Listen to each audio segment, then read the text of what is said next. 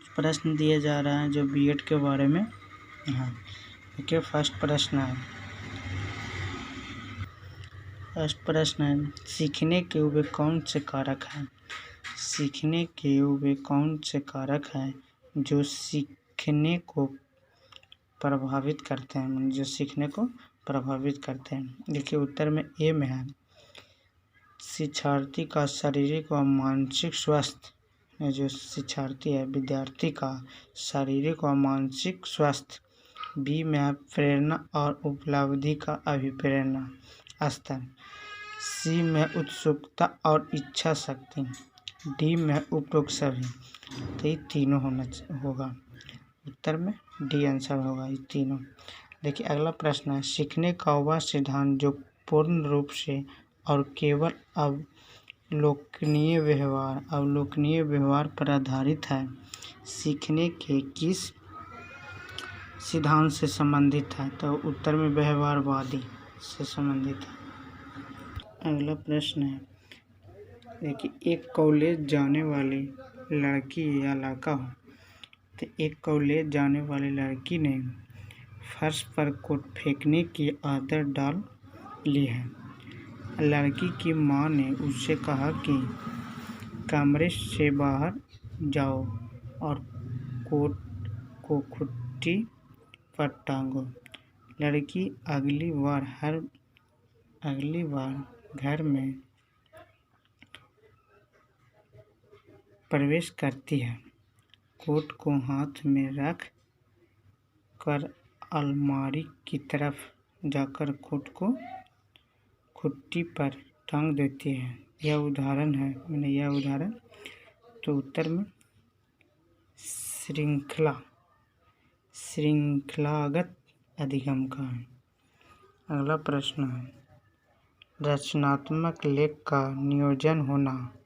तो रचनात्मक लेख का नियोजन होना चाहिए। उत्तर में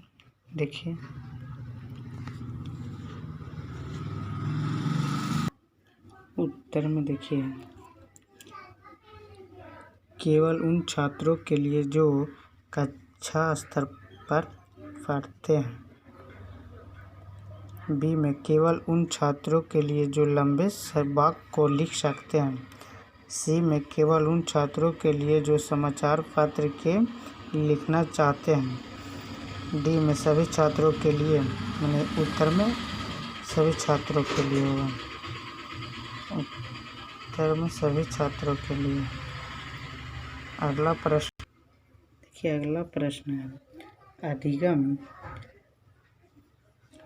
है अधिगम की निम्न में कौन सी विशेषताएं हैं।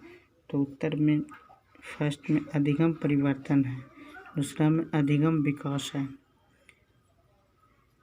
तीसरा में अधिगम सार्वभौमिक है, चौथा उपयोग सभी। आंसर होगा इनमें सभी तीनों होगा। अधिगम परिवर्तन है, अधिगम विकास है, अधिगम सार्वभौमिक है। तीनों विशेषताएं हैं अधिगम का विशेषताएं। अब अगला प्रश्न बच्चा किस प्रकार सीखता है। पुस्तकें पढ़कर, परिचर्चा से, प्रश्न पूछकर। डी में आंसर होगा कई प्रकार से। उत्तर होगा कई प्रकार से। देखिए अगला प्रश्न निम्न में सर्वोत्तम कौन सा है। अच्छा अध्यापक है। तो उत्तर में विद्यार्थियों को सदैव सीखने के लिए प्रेरित करता है, अच्छा अध्यापक है। अगला प्रश्न एक अध्यापक की दृष्टि में कौन सा कथन सर्वोत्तम है। प्रत्येक बच्चा सीख सकता है। उत्तर में प्रत्येक बच्चा सीख सकता है। अगला प्रश्न है सीखने की प्रक्रिया में विद्यार्थी द्वारा की गई त्रुटियों के संबंध में आपकी दृष्टि में निम्न में से कौन सा कथन सर्वोत्तम है। तो ए में विद्यार्थियों को कभी भी त्रुटियां नहीं करनी चाहिए। आंसर होगा बी का त्रुटियां अधिगम प्रक्रिया का भाग है। जो आंसर होगा त्रुटियां अधिगम प्रक्रिया का भाग है।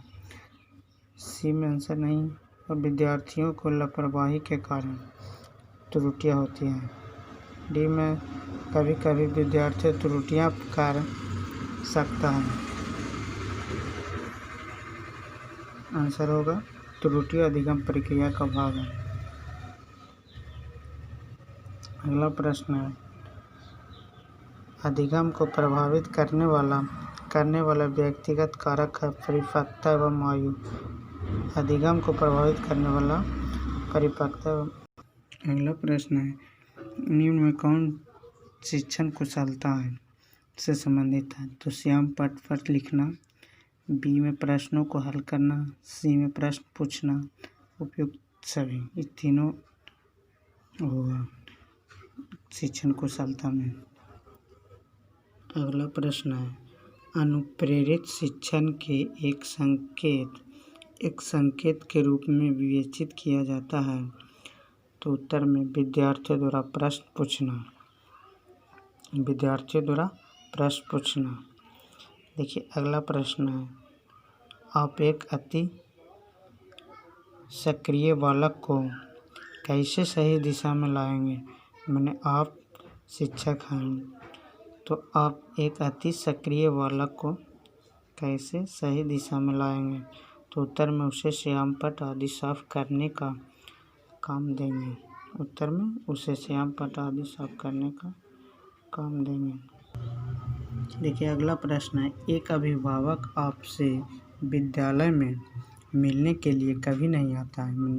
आप अध्यापक हैं, दूसरा अध्यापक आपसे मिलने आते हैं, तो उत्तर में आप स्वयं उससे मिलने आ जाएंगे। आप स्वयं उससे मिलने जाएंगे।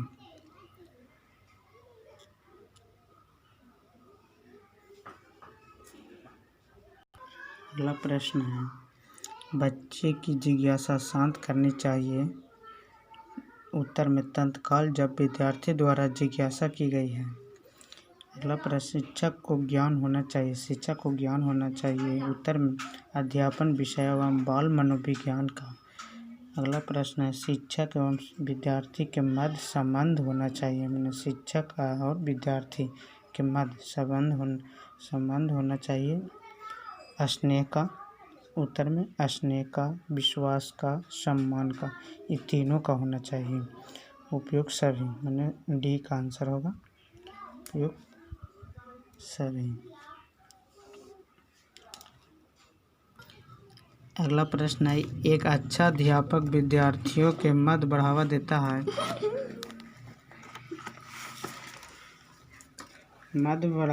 उत्तर में सहयोग की भावना को।